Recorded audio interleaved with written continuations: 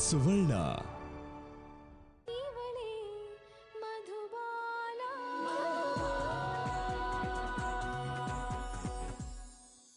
ಆಹಾ, ನೀನೊಬ್ನೇ ಹೋಗೋಂತರ ಆಡ್ಬೇಡ. ನಾನು ಮದ್ವೆ ಆದ್ಮೇಲೆ ಹೋಗ್ತೀನಿ ಬಿಡು. ಬೇಡ ಬೇಡ, ನಾವು ಹೋಗೋ ಜಾಗಕ್ಕೆ ನೀವ್ಯಾರು ಹೋಗೋದು ಬೇಡ. ಅಂಥದ್ದೆಲ್ಲ ಆಸೆ ಇಟ್ಕೋಬೇಡ ನೀನು ಹೊಸು. ಛೇ, ಇವ್ರು ಏನು ಮಾತಾಡ್ತಾ ಇದ್ದಾರೆ? ಮಾವಂಗೆ ಅತ್ತೆಗೆ ಎಲ್ಲ ಅನುಮಾನ ಬರಲ್ವಾ ಇವ್ರು ಈ ಥರ ಮಾತಾಡ್ತಿದ್ರೆ? ಯಾಕೆ ಅರ್ಥ ಆಗಲ್ಲ ಇವ್ರಿಗೆ ಇದೆಲ್ಲ? ಅಂದ್ರೆ ನೀವು ಮಂಗಳ ಗ್ರಹಕ್ಕೆ ಹೋಗ್ತಾ ಇದ್ದೀರಾ? ಯಾಕೋ ಕೃಷ್ಣ ಒಗ್ಟೊಗ್ಟಾಗಿ ಮಾತಾಡ್ತಿದ್ಯಾ? ಏನಿಲ್ಲಮ್ಮ, ಸುಮ್ಮನೆ ಹೊಸು ತಲೆಗೆ ಹುಳ ಬಿಡೋಣ ಅಂತ ಹೇಳಿದೆ ಅಷ್ಟೇ. ಸದ್ಯದಲ್ಲೇ ನಿಮ್ಮೆಲ್ರಿಗೂ ಗೊತ್ತಾಗತ್ತೆ ಬಿಡಿ ನಾವೆಲ್ಲಿಗೆ ಹೋಗ್ತಾ ಇದ್ದೀವಿ ಅಂತ. ನೋಡಿಪ್ಪ, ನೀವು ಎಲ್ಲಿಗೆ ಬೇಕಾದರೂ ಹೋಗಿ, ಆದರೆ ಮನೆಗೊಂದು ಮೊಮ್ಮಗು ಬರಬೇಕು ಅಷ್ಟೇ. ಆಮೇಲೆ ನಾನು ನಿಮ್ಮನ್ನ ಏನು ಕೇಳೋದಿಲ್ಲ. ಮಾವ, ಸದ್ಯದಲ್ಲಿ ನಿಮ್ಗೊಂದು ಸಂತೋಷದ ಸುದ್ದಿ ಹೇಳ್ತೀನಿ.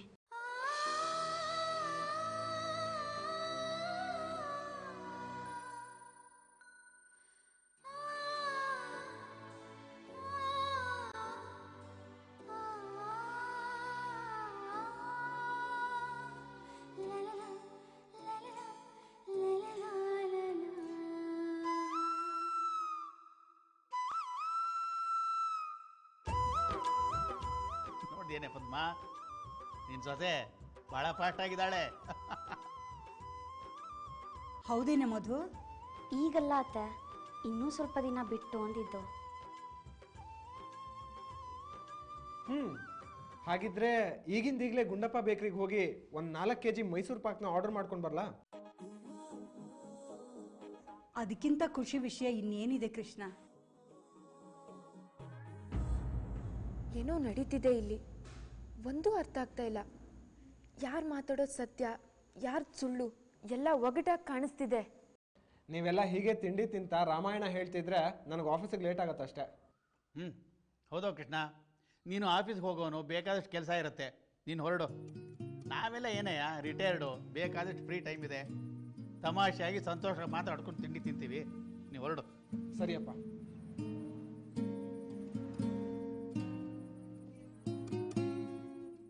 ಸರಿ ಮಾವ, ನೀವು ಆರಾಮಾಗಿ ಬನ್ನಿ. ನಾನು ಅವ್ರಿಗೆ ಆಫೀಸ್ಗೆ tiffin box ಹಾಕ್ಕೊಡ್ಬೇಕು.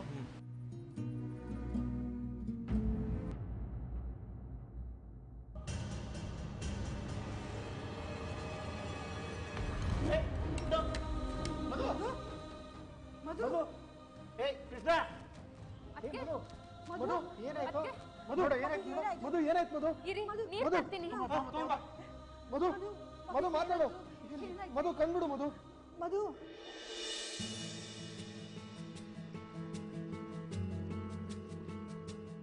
Sonu baby, Krishna ಸರಿಯಾಗಿ ಆಫೀಸಿಗೆ ಬರ್ತಾ ಇದ್ದಾನಾ? ಇಲ್ಲ ಮಾಮ್, ನೆಟ್ಟಿಗೆ ಆಫೀಸಿಗೆ ಬರದೆ 4 ದಿನ ಆಯಿತು.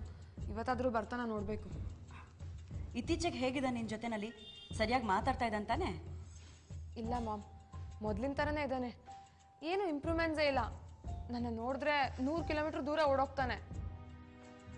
ಹಾಗಿದ್ರೆ ಆ ಮಧು ನಮ್ಮ ಹತ್ರ ಸುಳ್ಳು ಹೇಳ್ತಾ ಇದ್ದಾಳೆ. ಅವಳಿಗೆ ನಿನ್ನನ್ನ ಕೃಷ್ಣನ ಒಂದು ಮಾಡೋದಕ್ಕೆ ಇಷ್ಟನೇ ಇಲ್ಲ. ಸುಮ್ಮನೆ ನಮ್ಮ ಹತ್ರ ನಕ್ರ ಮಾಡ್ತಿದ್ದಾಳೆ ಅಷ್ಟೇ. ಇಲ್ಲ ಮಾಮ್, ನನಗೇನು ಹಾಗನ್ಸ್ತಾ ಇಲ್ಲ. ಮಧು ಕೂಡ ನಮ್ಮಿಬ್ರನ್ನ ಒಂದು ಮಾಡೋಕ್ಕೆ ಟ್ರೈ ಮಾಡ್ತಾ ಇದ್ದಾಳೆ. ಆದರೆ ಕೃಷ್ಣನೇ ಒಪ್ತಾ ಇಲ್ಲ. ಅವನ್ನ ಹೇಗೆ ಕನ್ವಿನ್ಸ್ ಮಾಡಬೇಕು ಅಂತಾನೆ ಗೊತ್ತಾಗ್ತಿಲ್ಲ. ಸೋನು ಬೇಬಿ, ಆ ಮಧು ಕೃಷ್ಣನಿಂದ ದೂರ ಆದ್ರೆ ಆಟೋಮೆಟಿಕ್ ಆಗಿ ಕೃಷ್ಣ ನಿನಗೆ ಹತ್ರ ಆಗ್ತಾನೆ ಬಿಡು. ಹ್ಞೂ ಮಾಮ್, ನಾನು ಅದಕ್ಕೆ ಕ್ಯೂರಿಯಸ್ ಆಗಿ ಕಾಯ್ತಾ ಇದ್ದೀನಿ. ಸೋನು ಬೇಬಿ, ನೀನು ಕೃಷ್ಣ ಒಂದಾದ್ಮೇಲೆ ನೀನು ಆಫೀಸ್ಗೆ ಹೋಗೋದು ಬೇಡ. ನಿಮ್ಮಿಬ್ರಿಗೋಸ್ಕರ ಅಂತಾನೆ ಒಂದು ಹೊಸ ಬಿಸ್ನೆಸ್ನ ಕ್ರಿಯೇಟ್ ಮಾಡೋದಕ್ಕೆ ಪ್ಲಾನ್ ಮಾಡ್ತಾ ಇದ್ದೀನಿ. ಆಮೇಲೆ ನೀವಿಬ್ರು ಯಾವುದೇ ಟೆನ್ಷನ್ ಇಲ್ಲದೆ ಹಾಯಾಗಿರ್ಬೋದು. Really mom? Wow, super, thank you so much. ನೀನು ಸೋ ಸ್ವೀಟ್ ಆಫ್ ಯು. ಹೊಸ ಬಿಸ್ನೆಸ್ಗೆ ಬೇಕಾಗಿರೋ ಎಲ್ಲ ಅರೇಂಜ್ಮೆಂಟ್ಸ್ನು ರೆಡಿ ಮಾಡ್ತಾ ಇದ್ದೀನಿ. ಓಕೆ ಮಾಮ್, ಇವತ್ತಾದರೂ ಕೃಷ್ಣ ಆಫೀಸಿಗೆ ಬರ್ಬೋದು. ಲೇಟ್ ಆಯಿತು, ನಾನು ಹೊರಡ್ತೀನಿ. Bye. Bye baby, take care.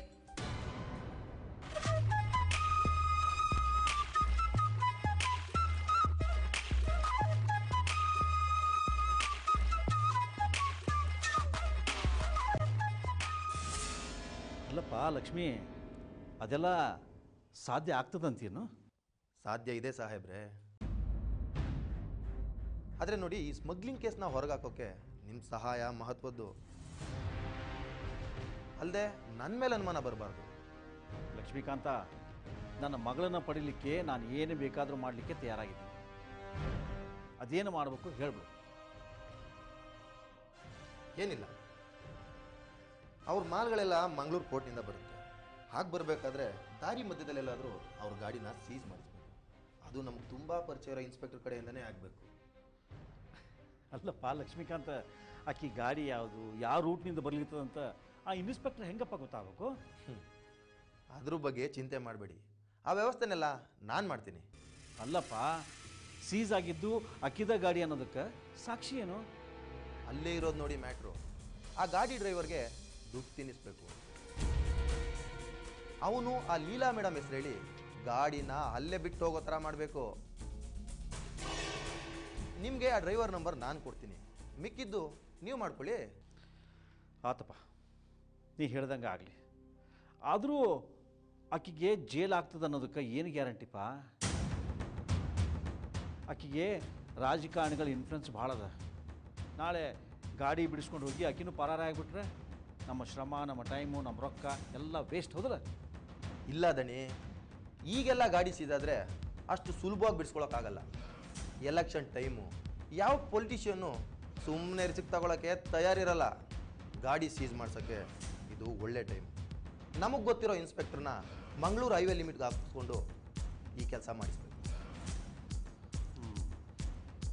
ಆತಪ್ಪ, ನೀ ಇಷ್ಟೊಂದು ಕಾನ್ಫಿಡೆಂಟಾಗಿ ಹೇಳಿಕತ್ತಿ ಅಂದಮೇಲೆ ನಾನು ಮಾಡ್ತೀನಿ. ಎಷ್ಟಾದರೂ ನೀನು ನನಗಿಂತ ಪಂಟ್ ಅದಲ್ಲ ಈ ಫೀಲ್ಡ್ನಾಗ. ಅಷ್ಟು ಮಾಡಿ ಸಾಹೇಬ್ರೆ ಸಾಕು. ಆದರೆ ನನ್ನ ನಿಮ್ಮ ಹೆಸರು ಹೊರಗೆ ಬರದೇ ಇರೋವಾಗ ನೋಡ್ಕೊಳ್ಳಿ. ಯಾಕಂದರೆ ಆ ಅಮ್ಮನ ಕಡೆಯವ್ರ ಅಧಿಕಾರಕ್ಕೆ ಬಂದರೆ ಆಮೇಲೆ ನಮ್ಮನ್ನೇ ಆಟ ಆಡ್ಸ್ಬಿಡ್ತಾಳೆ ಆ ಅಮ್ಮ. ಓಕೆಪ್ಪ, ಡೋಂಟ್ ವರಿ, ನೀನು ಅದ್ರ ಬಗ್ಗೆ ಚಿಂತೆ ಮಾಡಬೇಡ. ಓಕೆ ದಣಿ, ಯಾವತ್ತು ಗಾಡಿ ಬರುತ್ತೆ, ಯಾರು ಡ್ರೈವರ್ ಅನ್ನೋದನ್ನ ನಾನು ನಿಮಗೆ ಫೋನ್ ಮಾಡಿ ತಿಳಿಸ್ತೀನಿ. ಅಷ್ಟರೊಳಗಡೆ ನೀವು ಎಲ್ಲ ವ್ಯವಸ್ಥೆ ಮಾಡ್ಕೊಳ್ಳಿ. ಆತಪ್ಪ ಲಕ್ಷ್ಮೀಕಾಂತ, ಒಟ್ನಾಗ ನನ್ನ ಮಗಳು ನನಗೆ ಸಿಕ್ಕಿದ್ರೆ ಸಾಕು. ಬರ್ತೀನಪ್ಪ ನಾನು. ನಿನ್ನ ಉಪಕಾರಕ್ಕೆ ಭಾಳ ಥ್ಯಾಂಕ್ಸಪ್ಪ. ದಣಿ, ನೀವು ನಮ್ಗೆ ಹಸಿವಿರ್ಬೇಕಾದ್ರೆ ಅನ್ನ ಹಾಕ್ತವ್ರು. ನಿಮ್ಮ ಬಾಯಲ್ಲಿ ಇಂಥ ದೊಡ್ಡ ಮಾತು ಬರಬಾರ್ದು. ನಿಮ್ಮ ಋಣನ ತೀರ್ಸೋಕ್ಕಾಗೋದೇ ಇಲ್ಲ. ಮುಂದೇನಾದರೂ ಪ್ರಾಬ್ಲಮ್ ಆದರೆ ಕಾಲ್ ಮಾಡಿ, ನಾನು ಸಾಲ್ವ್ ಮಾಡ್ತೀನಿ. ಓಕೆ, ಹಂಗೆ ಮಾಡ್ತೀನಿ. Thank you.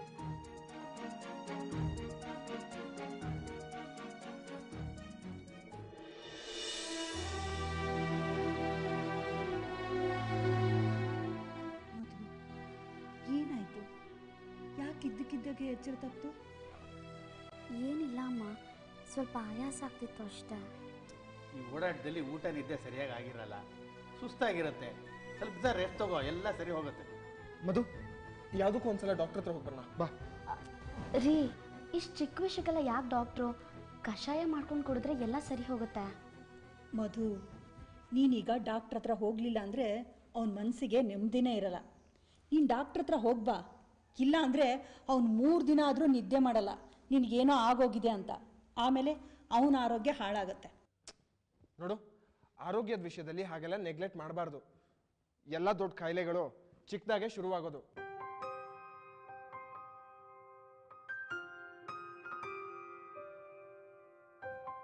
ಕೃಷ್ಣ ಹೇಳೋದು ಸರಿಯಾಗಿದೆ. ಈ ನೀರು ವಾತಾವರಣದಲ್ಲಿ ಬದಲಾವಣೆ ಆದಾಗ ಆರೋಗ್ಯದಲ್ಲೂ ವ್ಯತ್ಯಾಸ ಆಗುತ್ತೆ. ಮಧು, ನೀನು ಏನಕ್ಕೆ ಒಂದ್ಸತಿ ಡಾಕ್ಟರ್ ಹತ್ರ ಹೋಗಿ ಚೆಕಪ್ ಮಾಡಿಸ್ಕೊಂಡು ಬರೋದು ಒಳ್ಳೇದಮ್ಮ. ಅದಕ್ಕೆ ನಾನು ಬೇಕಿದ್ರೆ ಬರ್ತೀನಿ, ಬನ್ನಿ ಆಸ್ಪತ್ರೆಗೆ ಹೋಗಿ ಬರೋಣ. ಬೇಡ, ನಾನೇ ಅವಳನ್ನ ಕರ್ಕೊಂಡು ಹೋಗಿ ಬರ್ತೀನಿ. ಮಧು ಬಾ, ಬೇಗ ಹೋಗಿ ಡ್ರೆಸ್ ಚೇಂಜ್ ಮಾಡ್ಕೊಂಡು ಬಾ.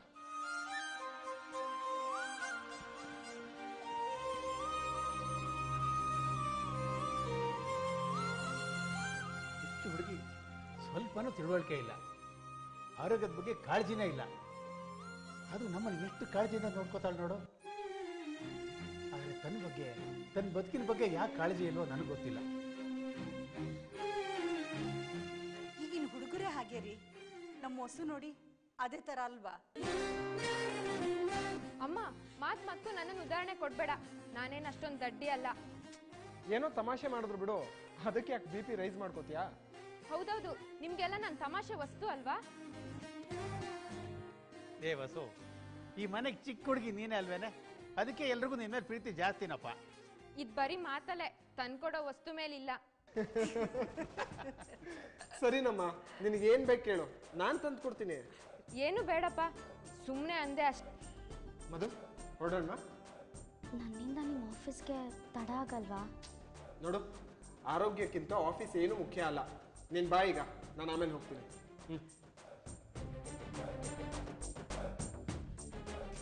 ಕೃಷ್ಣ, ಜೋಪಾನ ಕಣೋ. ಕೃಷ್ಣ, ಡಾಕ್ಟರ್ ಹತ್ರ ಎಲ್ಲ ವಿಷಯ ಸರಿಯಾಗಿ ಕೇಳ್ಕೊಳ್ಳೋ. ಹಾಂ ಸರಿಯಪ್ಪ.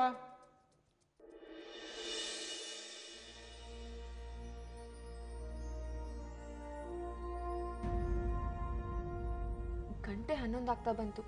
ಕೃಷ್ ಇವತ್ತು ಯಾಕಿನ್ನೂ ಆಫೀಸಿಗೆ ಬಂದಿಲ್ಲ? ಇವತ್ತು ಬರಲ್ವಾ? ಎಲ್ಲಿ ಹೋದ ಇವನು?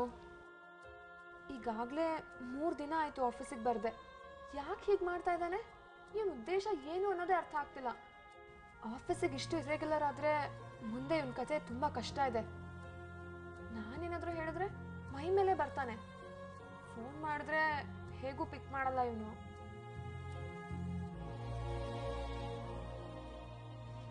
ರೀ ಗುರು ಅವರೇ, ಕೃಷ್ಣ ಏನಕ್ಕೆ ಆಫೀಸಿಗೆ ಬರ್ತಿಲ್ಲ? ನಿಮ್ಮ ಹತ್ರ ಏನಾದರೂ ಹೇಳಿದಾನ? ಏನೋ ಮಂತ್ರಾಲಯಕ್ಕೆ ಹೋಗ್ತೀನಿ ಅಂತಿದ್ರು. ಮೋಸ್ಟ್ಲಿ ಇವತ್ತು ಬರ್ಬೋದು ಅನ್ಸುತ್ತೆ. ಓ ಹೌದಾ, ಥ್ಯಾಂಕ್ಸ್.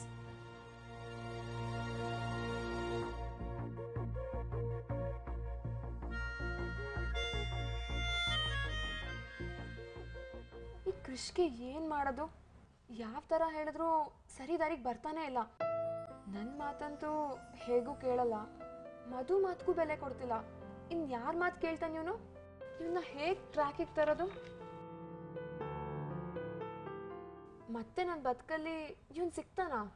ಮಧು ನಿಜವಾಗ್ಲೂ ಕೃಷ್ಣನ್ ಬಿಡ್ತಾಳ?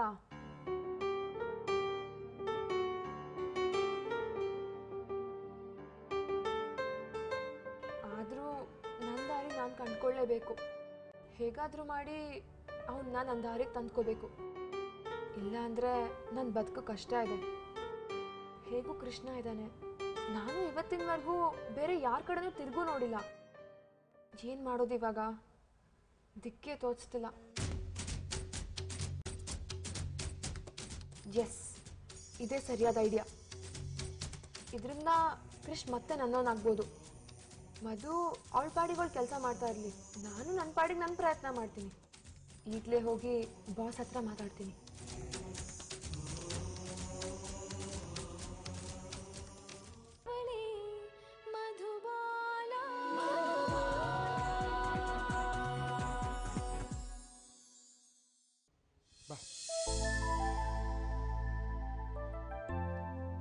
ಕೃಷ್ಣ,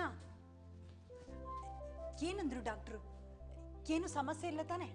ಏನಿಲ್ಲಮ್ಮ, ರೆಸ್ಟ್ ತೊಗೊಳಕ್ಕೆ ಹೇಳಿದ್ದಾರೆ. ಬ್ಲಡ್ ಟೆಸ್ಟಿಗೆ ಬರ್ದು ಕೊಟ್ರು. ಬರ್ತಾ ಹಾಗೆ ಮಾಡಿಸ್ಕೊಂಡು ಬಂದ್ವಿ. 4 ದಿನ ಆದಮೇಲೆ ರಿಪೋರ್ಟ್ ಸಿಗತ್ತಂತೆ. 1 ವಾರ ಆದಮೇಲೆ ಮತ್ತೆ ಬರಕ್ಕೆ ಹೇಳಿದ್ದಾರೆ ಡಾಕ್ಟ್ರು.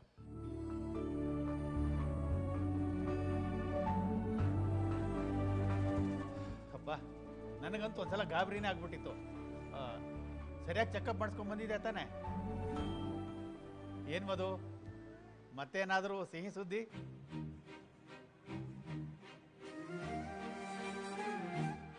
ಹಾಗೇನಿಲ್ಲ ಮಾವ, ಆಯಾಸ ಆಗಿದ್ದಕ್ಕೆ ಸ್ವಲ್ಪ ಜ್ವರ ಬಂದಿರಬೇಕು ಅಂದರು ಡಾಕ್ಟ್ರು. ಮಧು, ನೀನು ಸಿಹಿ ಸುದ್ದಿ ಕೊಡ್ತೀನಿ ಅಂದಿದ್ದು ನೋಡಿ ಅಂತೂ ರಾಯರ್ ಕಣ್ ತೆರೆದ್ರು ಅಂದ್ಕೊಂಡಿದ್ದೆ ನಾನು. ಅಮ್ಮ, ಅದಕ್ಕಿನ್ನೂ ಟೈಮ್ ಇದೆ ಬಿಡಿ. ಅಯ್ಯೋ ಬಿಡಿ, ಈಗ ಯಾಕೆ ಆ ವಿಷಯ ಇಲ್ಲ. ಅವಳು ಮೊದಲು ರೂಮ್ಗೆ ಹೋಗಿ ರೆಸ್ಟ್ ತಗೊಳ್ಳಿ. ಬಸ್ಸು, ರೂಮಲ್ಲಿ ಇವಳಿಗೆ ಹಾಸಿಗೆ ರೆಡಿ ಮಾಡು. ಸರಿ ಅಣ್ಣ. ರೀ, ನಾನು ರೂಮಲ್ಲಿ ಮಲ್ಕೊಂಡು ರೆಸ್ಟ್ ತೊಗೊಳ್ಳೋಂಥದ್ದು ಏನೂ ಆಗಿಲ್ಲ. ಈಗ ನೀವು ಮೊದಲು ಆಫೀಸ್ಗೆ ಹೊರಡಿ, ಈಗಾಗಲೇ ತುಂಬ ತಡ ಆಗಿದೆ. ಸರಿ.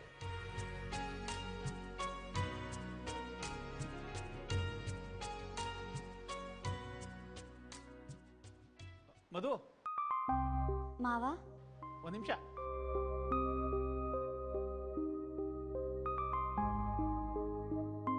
ನನ್ನ ಆಸೆ ಈಡೇರುತ್ತೆ.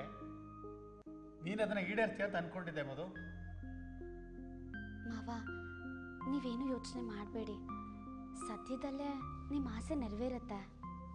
ಇನ್ನೂ ಮುಗ್ದಿಲ್ವಾ ನಿಮ್ಮ ಡಿಸ್ಕಷನ್ನು? ಈ ಮನೆ ಹೆರಿಗೆ ಆಸ್ಪತ್ರೆಯಾಗಿ ಕನ್ವರ್ಟ್ ಆಗೋದೊಂದು ಬಾಕಿ ಇದೆ ಅಷ್ಟೇ. ಕೃಷ್ಣ, ಯಾಕೆ ಹಾಗೆಲ್ಲ ಮಾತಾಡ್ತೀಯೋ? ಅಷ್ಟಾದರೆ ಸಾಕು ಮಧು. ನಿನಗೊಂದು ಮಗು ಆಗಲಿ, ಆಮೇಲೆ ಹೊಸದಾಗಿ ಒಂದು ಹುಡುಗನ ಹುಡುಕಿ ಮದುವೆ ಮಾಡಿ ನಾವು ನೆಮ್ಮದಿಯಾಗಿ ಊರಿಗೆ ಹೋಗ್ತೀವಿ.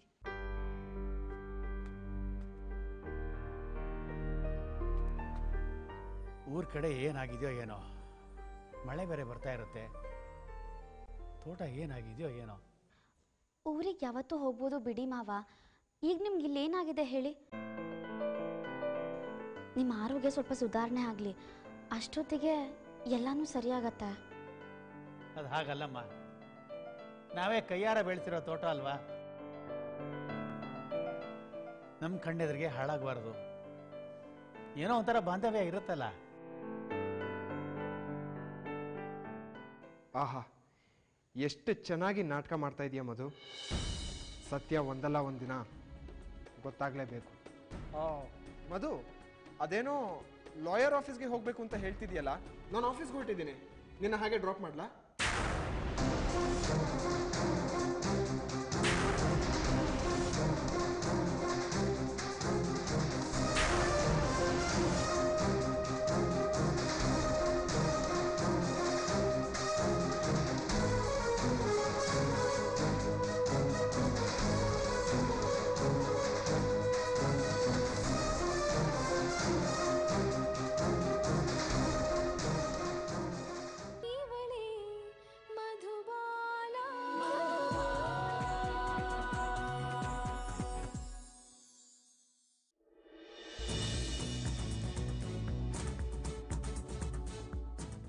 Come on sir.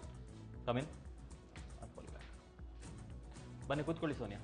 Thank you. ಮತ್ತೆ ವರ್ಕ್ ಎಲ್ಲ ಹೇಗೆ ನಡ್ತಿದೆ Sonia? It's all fine Vishal. ಮತ್ತೆ ನಿಮ್ಮ ಟೀಮ್ ಮೆಂಬರ್ಸ್ ಎಲ್ಲ ಏನು ಹೇಳ್ತಿದ್ದಾರೆ ನಿಮ್ಮ ಹೊಸ ಪ್ರಾಜೆಕ್ಟ್ ಬಗ್ಗೆ? ಗುಡ್, ಎಲ್ಲರೂ ಖುಷಿಯಾಗಿದ್ದಾರೆ. ಈ ನಡುವೆ ಕೃಷ್ಣ ಯಾಕೋ ಇರ್ರೆಗ್ಯುಲರ್ ಆಗ್ತಿದಾರಲ್ವಾ ಆಫೀಸ್ಗೆ?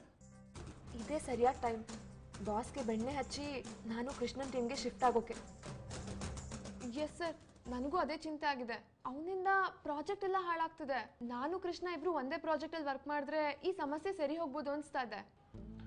ಹೌದು, ಅವರಿಂದ ನಮಗೆ ಒಂದೆರಡು ಪ್ರಾಜೆಕ್ಟು ಮಿಸ್ ಆಗಿದೆ. ಬಟ್ ಅವ್ರ ಹಿಂದಿನ ಪರ್ಫಾರ್ಮೆನ್ಸ್ ತುಂಬ ಚೆನ್ನಾಗಿತ್ತು. It's a very good work. 4-5 ವರ್ಷದಿಂದ ಕಂಪ್ನಿ ಬದಲಾಯಿಸದೇನೆ ಇಲ್ಲೇ ಕೆಲಸ ಮಾಡ್ತಿದ್ದಾರೆ. ಅದಕ್ಕೆ ಏನು ಹೇಳೋಕ್ಕೋಗಿಲ್ಲ. ಅದೇ ನೀವು ಅವ್ರ ಪ್ರಾಜೆಕ್ಟ್ ಹೋಗ್ಬಿಟ್ರೆ ಎಲ್ಲ ಸರಿ ಹೋಗುತ್ತೆ.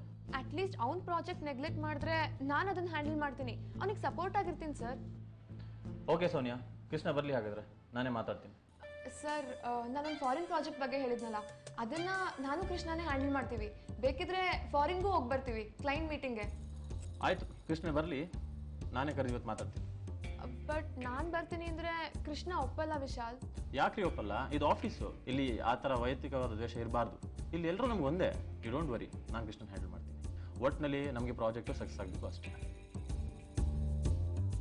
ಇಲ್ಲಿ ನಿಮ್ಮ ವೈಯಕ್ತಿಕ ಕಷ್ಟ ನಷ್ಟ ಮೇಲಿನವ್ರಿಗೆ ಯಾರೂ ಕೇಳಲ್ಲ. ಕಂಪ್ನಿಗೆ ಏನು ಆದಾಯ ತಂದುಕೊಟ್ಟಿದ್ಯಾ, ಏನು ಲಾಭ ಮಾಡಿದೆ ಅಂತ ಮಾತ್ರ ಕೇಳ್ತಾರೆ. ಹಾಂ, ನಿಜ ಸರ್. ನನಗೂ ಯಾವುದೇ ರೀತಿ ದ್ವೇಷ ಇಲ್ಲ, ಆದರೆ ಅವ್ರು ಅದನ್ನು ಅರ್ಥನೇ ಮಾಡ್ಕೊಳ್ತಿಲ್ಲ. ಡೋಂಟ್ ವರಿ, ಕೃಷ್ಣ ಬಂದಿದ್ರೆ ನನ್ನ ಹತ್ರ ಕಳಿಸಿ, ನಾನು ಮಾತಾಡಿ ಎಲ್ಲ ಸಾಲ್ವ್ ಮಾಡ್ತೀನಿ. Thank you sir.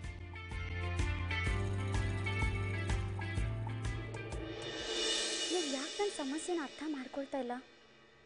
ಪ್ರತಿ ಸಲ ಮಾವನ ಎದುರಿಗೆ ಯಾಕೆ ಹೀಗೆಲ್ಲ ಮಾತಾಡ್ತಾರೆ? ಯಾಕೆ ಲಾಯರ್ ಆಫೀಸ್ಗೆ? ಏನು ವಿಷಯ?